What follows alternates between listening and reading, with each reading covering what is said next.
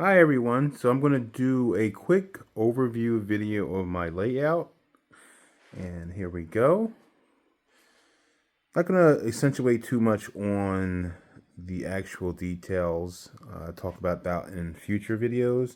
I just wanted to kind of show everyone the layout and kind of go over some things that I've done here.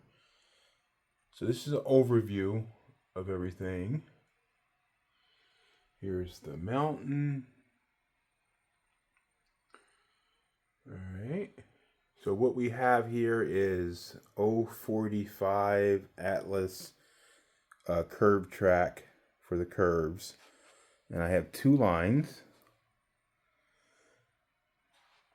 And the layout is a 5x5 banquet table with plywood on top that is actually 80 by 80, so two sheets of 40 by 80. And then I had this box built by a local woodworker. Great box. We have the MTH Z4000, Cab 3, and the new WTIU. These two shelves below, I actually just bought from Amazon and screwed them on the bottom of the box that I had made. And we have a tablet, obviously, to control everything. And now let's look underneath. So we had a little bit of an issue.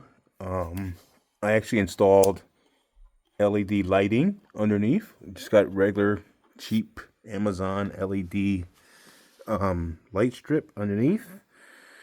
So back in November, we had a almost catastrophe. These banquet table legs actually started to bend, which I believe was because of something I did wrong. I put rollers on the bottom that were external. Did not know that you can actually, those holes in the bottom of the legs, you can actually get wheels that fit in there. But, you know, live and learn. I didn't know anything about any of this a year ago. How to build a layout, how to do anything. So I was trying to do some research, so on and so forth. The form helped me out tremendously. Actually, the above track was designed by a good friend Dave that I met through the forum. And everything else was kind of, you know, my own design and kind of figured it out. Same thing with this on the bottom, the legs. So the issue isn't the weight on top, obviously. The table holds 1,000 pounds.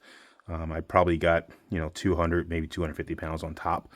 Because everything up above, like the mountain, that's all just spray foam.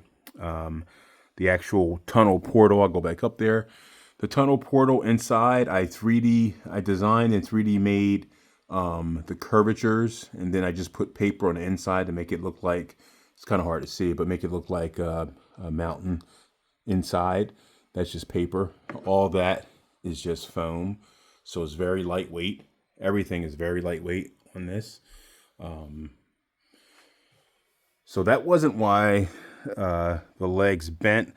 I believe that by putting those rollers that I had, it made the integrity of the legs compromise, and the table almost bent and fell to the ground. So I had to get a jack to lift it up, and I was able to get it jacked up enough that I can, and the table was under warranty. When I sent the company that I bought it from through Amazon a video of it bent, they said, there's no way, there was too much weight on top, and they actually sent me a new table. So it was still under warranty for another 2 weeks before that moment. And I was able to get the table, so I ended up using the legs from that, jack the table up, and that's a long process that I won't talk about in this video. But if anybody is interested, please feel free to reach out, comment, and I'll talk to you directly. But I got it jacked up. I took off the old legs, put on the new legs. It was pain in the butt, but we got it done. Now, one thing I learned through this is that, there are tons of legs out there that you can actually, like this here, that you can actually buy to have straight legs. So right now, these 4 straight legs actually have the inner legs that come with the table are actually not touching the ground. So the table is extremely sturdy. Those 4 legs hold 1,000 pounds as well. So obviously, there's, again, not much weight up here. Everything is pretty light. I mean, the track is probably the heaviest thing on here. There's no solid structures. Everything's either foam or light plastic. Obviously locomotives are metal, so they're pretty sturdy. But outside of that, it's not. Everything's pretty thin. I know it's kind of looks like a circus with all this wiring, but I know what everything is. I do need to clean that up, but I just wanted to give everybody kind of an overview of what you can do. Now, a lot of people will do these type of tables modular because they need to move it around, and that can be done. I just don't need to do that, so I didn't do that. I made mine, pretty. It's where it's going to be, right? It's not going to move again. So just want to bring that out there. It's solid throughout, and I use flats and spots. I took some of the flats from PGH, and I actually added some foam in the back to make them, look more like buildings. A couple downtown decos I built. And then we have the train house. And I'm in the process of changing my switches to tortoise switches. And I actually could use some help with that because I haven't, for some reason, gotten it wired right. And I do need to get on that. But here's an overview of my little town. And you can kind of see right here the inside of the tunnel. So that's just the arches that are inside are actually 3D printed. I designed them and made them. I can sell those on Walmart.com. Anyway, and then I just got a design for the interior and printed up just paper and then glued those on. That's that. And again, that's all foam. That's foam spray on top. We got handmade and other trees throughout. And like I said, everything on it is extremely light. So these tables, again, hold 1,000 pounds. And there's not much on top. So they're very sturdy. The legs with the moving and everything, so what we did was we had like rollers that you slide on over the leg of the table. And when I was lifting it up, one side, so all the weight was on one side. And I think that process, personally, created the integrity issue on the legs. You can, and I learned this through, again, I was a novice a year ago when I started this. I learned through the process that you can actually get wheels that go inside the holes in the bottom of those legs. And those rollers hold all the weight you need as well. So that's what I would recommend, that if you need it to roll. If you don't, then do like I did. And I got furniture sliders underneath so I can slide the table if I need to move it. If I wasn't on carpet, Amazon sells, and I'll put all this stuff, all these links in this post.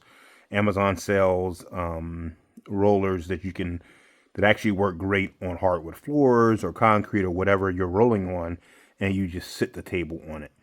Again, the problem is once you put it on there and build the layout, you really can't get it off. I mean, you can, but it's very, very difficult. You have to kind of plan for that too. You can, I just didn't, but I was able to figure it out. I got to rewire some of this stuff because when I jacked this up, I damaged some of the wires and blah, blah, blah. As you can see, it's a mess under there. So some of my lights up top, they actually don't work now because I'm going to have to rewire them because I damaged the connection, so on and so forth. But you can actually set it up from the beginning, so in case you have to jack this up later, you actually can. You can create the space, you know, do jack points, so on and so forth. You can do a lot with these layouts on this banquet table. For one, the table is extremely strong. If you feel the legs aren't strong enough, there are tons out there of legs you can add on before you start doing the top. You can add on, you can make the bottom as strong as you need it to be. You know, you can get on top of this yourself. So that's how strong these tables are. So that's kind of it, an overview of what we have here. So this layout is 80 by 80. The space I have, as you can see from the video, is not that big. This is, you know, dining room space in my house. And then like here, I got the tablet, and I got on Amazon a little device that I just connected to it. And I'm about today actually to start doing the or cutting out the backdrop to add to it. So this is the underneath. Again, it's a mess. I apologize, but they actually make those straight legs. You know, you can get them where they're adjustable up to 40 inches. Again, you would have to jack the table up because the table is actually 28 inches standard. And there are legs out there you can buy that you can make that even taller. So there's a lot of options.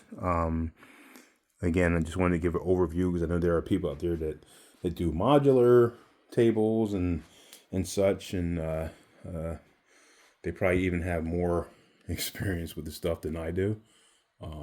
Again, I'm a novice to this hobby, so just showing some of the stuff that. So like that fountain in the middle, again, I 3D printed. I 3D printed that. Most of the stuff, you know, I've bought from various places that you guys have all bought stuff from. So if anybody has any specific questions about anything, I 3D printed this bridge here. I made that. That's kind of it. And I'm gonna just turn the transformer on just so you guys can see, you know, some of the lights that are out that I got to redo. So this light here is out. That light there is out. The light behind the basketball court. Only one light of those four are on. So those are all damaged. Well, the connections were all damaged. The light back there were all damaged when I was trying to jack the table up. So in order to jack the table up to get it to the point where I can get the new legs in, get the old legs off, I actually had to use a jack, an air jack that only went up to 18 inches. And then I used two trailer hitch blocks that they use for camper, to hold campers up. They hold like thousands of pounds. And I jacked it up, put the new legs on, and then let the jack down. And then I actually just got those straight legs. These legs here, I just got these last night and put those on last night. And they actually lifted up higher because they're 29.5 inches. They actually lifted the table up higher that the regular legs, even though you see the sliders underneath it, the regular legs are actually not touching the ground. So all the support is on those four legs right there. All right. Well, thank you very much for your time, guys. I just wanted to do a quick 15-minute overview here. You guys have a great day. Be safe.